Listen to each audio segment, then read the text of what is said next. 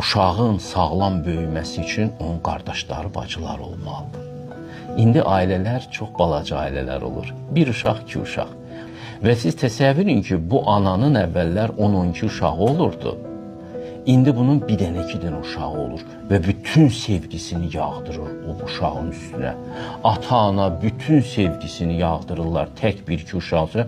Uşaq egoist böyüyür. Çox önəm verirlər ki, ay uşağın ayrıca mütləq otağı olmalıdır. Nə olurdu ki, bir yorğan altında 5-6 uşaq yatan vaxtlarda uşaqlar bədbəxt mi olurdular? Ya qardaşının pencəyini, şalvarını geyən uşaqlar bədbəxt mi olurdular? Bu yanlış yanaşmadır. Uşağın əmiləri olmalıdır, xalaları olmalıdır. Qonaqlar gəlib getməlidir evə. Tamaşada bizdə deyir, ot deyiləm ki, yerdən çıxmamışam ki. Bax, indi biz elə ot kimi olduq. Yerdən çıxdıq, uzun kökümüz yoxdur.